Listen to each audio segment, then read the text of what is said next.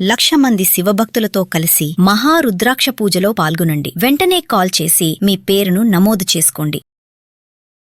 నమస్తే, welcome back to Suman TV. Present మనతో పాటు ఉన్నారు business analyst, financial analyst and retired bank employer Nanduri Ravikumar గారు. నమస్తే సార్. నమస్తే sir, coming to stock market గురించి మాట్లాడుకుంటే, స్టార్టింగ్ అసలు స్టాక్ మార్కెట్ లో ఒక ఫ్రెషర్ రావాలి అంటే సార్ ఎలాంటి రూల్స్ ఉంటాయి, రెగ్యులేషన్స్ కానీ, అసలు దాని మీద నాలెడ్జే లేదు స్టాక్ మార్కెట్ పైన, కొత్తగా వచ్చేటువంటి వాళ్ళకి మీరు చెప్పే సజెషన్స్ ఏమైనా ఉన్నాయా? స్టాక్ మార్కెట్ పైన నాలెడ్జే లేదు. కొత్తగా న్యూ ఇన్వెస్టర్ Yes. అసలు ఎంట్రీ ఇప్పుడే తీసుకుంటున్నాడు. ఎందుకు ఎంట్రీ తీసుకుంటున్నారు?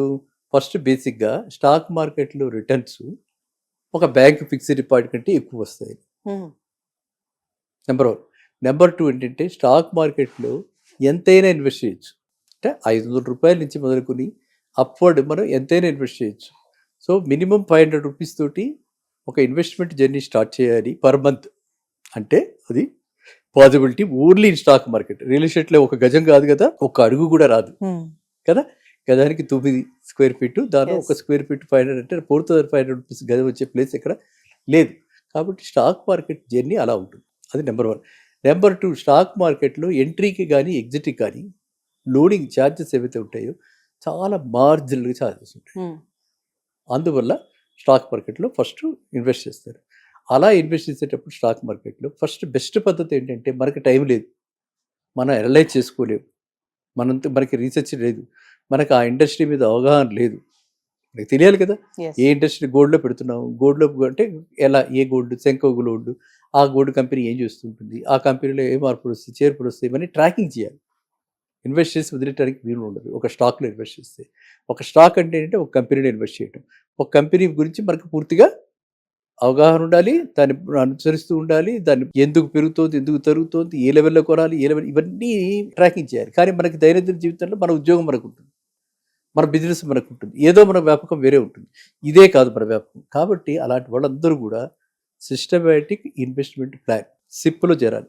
ఏదైనా ఒక సిప్లో చేస్తే ఎవ్రీ మంత్ మనం అనుకున్న 500 రూపీస్ దానిలో పెట్టుకుంటే, ఆ సిప్పులో మనకు కావాల్సింది సిప్పు చేసేటప్పుడు కూడా వాళ్ళు అడగచ్చు. సెగ్మెంటెడ్ మనం అనుకుంటూ ఉంటాం, లేదా మనం ఎక్కడ వింటాం, ఏమంటే రాబోయే కాలంలో ఏది బాగుంటుంది, ఆయిల్ అంటే పెట్రోలియం బాగుంటుంది అని అనుకుంటూ ఉంటాం, లేదు బిల్డింగ్స్ బాగుంటాయి, రియల్ ఎస్టేట్ బాగుంటుంది అనుకుంటుంటాం, లేదు మనకి ఇందాక అనుకున్న గోల్డ్లో బాగుంటుందని చెప్పి అనుకుంటాం. ఇట్లా రకరకాలైనటువంటి స్కీమాటిక్ సిప్పులు ఉన్నాయి. ఆ సిప్పుల్లో పెట్టుకుంటే ఏది కాకపోతే మనం పొద్దున్నే ప్రతినిత్యం వాడే పౌడర్లు, పేస్ట్లు, ఇవన్నీ ఉన్నాయి కదా, అవన్నీ ఎఫ్ఎంసీజీ సెక్టర్లోకి వస్తాయి. ఈ ఎఫ్ఎంసీజీ సెక్టర్ ఏమిటంటే, ఏ వారు వచ్చినా ఏది వచ్చినా దాని మీద ప్రభావం చాలా తక్కువ ఉంటుంది, స్టేబుల్ రిటర్న్స్ ఉంటాయి. సో అట్లాంటిది ఒక సెక్టర్ తీసుకుని ఆ సెక్టర్ ఫండ్స్లోకి మనం ఈ 500 రూపీస్ పెడితే ఎవ్రీ మంత్ అలా 500 రూపీస్ జర్నీ చేసుకుంటూ పెడుతూ ఉంటే అది పెరుగుతూ ఒక టైం వచ్చేటప్పటికి యంగ్స్టర్స్ అప్పుడే జాబ్ స్టార్ట్ చేసిన వాళ్ళ గురించి మీరు అడిగారు, వాళ్ళకు 25 లోపల అలా అనుకుంటే, వాళ్ళ ఒక 10 ఏళ్లకో 5 ఏళ్లకో పెట్టుకుంటే వాళ్ళకి మినిమం 50% మినిమం ఎప్రిషియేషన్ ఉంటుంది. మినిమంలో చెప్తున్నా అంటే నేను కనీసం చెప్తున్నాను అనమాట. ఎందుకంటే ఈ ఒడిదుడుకులు ఎన్ని ఉన్నా కూడా 50%, ఏది లేదంటే 100% వచ్చేస్తుంది. అర్థమైందా? లాస్ట్ 1 ఇయర్ నుంచి స్టాక్ మార్కెట్లో ఒడిదుడుకులు చాలా ఎక్కువగా ఉన్నాయి బికాస్ ఆఫ్ వార్. అలాంటి వార్ లేని పరిస్థితుల్లో మనం చూస్తే ఇయర్లీ 25%, 30% ఇయర్లీ వచ్చాయి. సో అదే విధంగా మనం ఎక్స్పెక్ట్ చేస్తే మినిమంలో 50% అయితే గ్యారెంటీగా వస్తుంది. వాళ్ళందరికీ కూడా ఇలా సిప్పుల్లో పెట్టడం చాలా మంచిది అండ్ చాలా minimal risk, safest returns. Next second thing ఏంటంటే, అది ఒక బల్క్గా అయినప్పుడు, కార్పస్గా తయారైనప్పుడు దాన్ని మార్జిన్గా పెట్టుకుని, ఎప్పుడు నేను చెప్పేది రోటీ కపడా మకాన్. సో అప్పుడు ఆ మకానికి ఏం చేయాలి? మనకు 15 లక్షలు 10 లక్షల్లో మార్జిన్ మనీ వచ్చింది, బ్యాంక్ నుంచి ఒక 45 lakhs లోన్ తీసుకుంటే 45 + 15 60 lakhs. 60 lakhs ఒక 2 bedroom వస్తుంది, కొనుక్కోండి. అక్కడి నుంచి అది 2 bedroomలోనే మనం ఉండిపోం. మన జీవితం ఎలా మారుతుందో అలా మన జీవితంలో మన ఆర్థిక స్థాయి, మన బరువు బాధ్యతలు అన్నీ మారుతుంటే, దాంతోపాటు 2 bedroom 3 నుంచి 4 నుంచి 5 మనం కూడా చేంజ్ అవుతుంది, అంతే కదా. అందువల్ల ఏంటంటే మన జర్నీ స్టార్ట్ చేయడానికి మాత్రం సిప్పులు చాలా మంచి. మీరు అడిగిన దానికి స్టాక్ మార్కెట్లో డైరెక్ట్గా ఇన్వెస్ట్ చేయడం కంటే సిప్పుల్లో పెట్టుకోవడం చాలా మంచి. సో కమింగ్ టు ఇంకా అసెట్ అలొకేషన్ అంటారు కదా సార్, పెట్టేటప్పుడు స్టాక్ మార్కెట్లో ఒక్క దాంట్లోనే పెట్టకండి, డిఫర్ చేసుకోవాలని కూడా చాలా మంది అనలిస్టులు చెప్తూ ఉంటారు. ఏం సార్ అసలు అసెట్ అలొకేషన్ అంటే? అది risk diversification. Don't put all eggs in one basket. Yes ఒకే దానిలో పెడితే ఏమవుతుంది, ఒకటి పాడైపోతే అన్ని పాడైపోతాయి, అంతే కదా. మనం మీరు ఫ్రిడ్జ్లో టమాటాలు ఇలాంటివి చేస్తున్నప్పుడు కూడా చాలా జాగ్రత్తగా చేస్తుంటారు, నేను చూస్తా లేడీస్. అంటే అది ప్రతి దగ్గర కూడా అది ఇట్ ఈస్ అప్లికబుల్ అనమాట. అందువల్ల ఏంటంటే మనం ఈ అగ్రెసివ్ స్టాక్స్, కొన్ని స్టాక్స్ ఉంటాయి అవి విపరీతంగా పరిగెడుతుంటాయి, కొన్ని స్టాక్స్ స్లాగర్స్ ఉంటాయి. దాని మనం చెప్పుకున్నాం ఎఫ్ఎంసీజీ స్టాక్స్. ఎఫ్ఎంసీజీ స్టాక్స్ అలా కన్జర్వేటివ్గా అలా హిందుస్థాన్ యూనిలివర్ కంపెనీ, లేకపోతే టాటా కన్జ్యూమర్స్, లేకపోతే నెస్లే, లేకపోతే బోర్న్విటా మనం తాగుతుంటాం, ఇలాంటివి ఈ కంపెనీస్ అన్ని దానిలోకి వస్తుంటాయి. ఆ కంపెనీస్లో మనం ఇన్వెస్ట్ చేసినప్పుడు చాలా హ్యాపీగా నిశ్చింతగా ఉండొచ్చు. లేకపోతే మన హ్యావెల్స్, మన ఈ ఉషా, ఇలాంటి కంపెనీస్ అన్ని మనం రోజు వాడే బ్రాండ్స్, ఈ బ్రాండ్స్ అన్ని కూడా ఎఫ్ఎంసీజీలోకి వస్తాయి. వాటిలో పెట్టినప్పుడు నిశ్చింతగా ఒక స్టాండర్డ్ గ్రాడ్యువల్ ఆర్గానిక్ గ్రోత్ ఉంటుంది. అలా కాకుండా ఐటీ సెక్టర్లో మనకి ఇదివరకు పరుగులు పెట్టేది, ఇప్పుడు ఐటీ సెక్టర్లో మళ్ళీ రివర్స్ పరుగుల్లో ఉంది. మళ్ళీ రావచ్చు ముందరికి ఫార్వర్డ్. ఏ కనుక డెలివరీ చేస్తే ఏలో ఇన్వెస్ట్ చేస్తున్న కంపెనీస్, ఏని ఎక్వైరీ చేస్తున్న కంపెనీస్ మళ్ళీ పరుగులు పెట్టే అవకాశం కూడా ఉంటుంది. కాబట్టి ఎందులో ఎంత వస్తుంది, పెట్టుబడి ఎంత రిటర్న్ వస్తుంది మనకు తెలియదు కదా.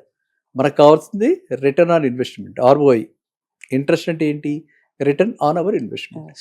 ఆ పర్సంటేజ్ మనకి స్టేబుల్గా ఉండాలి. ఆ పర్సంటేజ్ మినిమంలో మినిమం బ్యాంక్ నుంచి వచ్చే దానికంటే ఎక్కువ ఉండాలి. కాబట్టి మనం అలా ఏం చేస్తాం కాబట్టి వీ హ్యావ్ టు డైవర్సిఫై. ఆ డైవర్సిఫై రిస్క్ వెయిటేజెస్ మారుతూ ఉంటాయి. అలా మార్చుకునేదాన్నే మీరు చెప్పిన డైవర్సిఫికేషన్ అనమాట. అన్నీ ఒక దారిలో పెట్టకుండా వేరే వాటిలో పెట్టచ్చు. అప్పుడు ఏం చేయాలంటే స్టాక్ స్పెసిఫిక్గా కాకుండా మనం లార్జ్ క్యాప్ ఫండ్ అంటే లార్జ్ క్యాప్ ఫండ్స్ అన్నింటిలో 100 crores అండ్ అబోవ్ ఉన్నటువంటి మార్కెట్ క్యాపిటలైజేషన్ కంపెనీస్ అన్నింటిలో వీళ్ళు ఇన్వెస్ట్ చేస్తారు. అలాంటి మ్యూచువల్ ఫండ్లో పెట్టాలి. అప్పుడు ఏంటంటే నిండా మునిగిపోము, అలా అని పూర్తిగా పైకి తేలము. మనం regular returns, standard returns, portfolio returns minimum 20% వస్తుంది. 20% బ్యాంకులు ఇచ్చేదన్నా 7.5%, ఇక్కడ 20% అంటే చాలా డబల్ వస్తుంది కదా.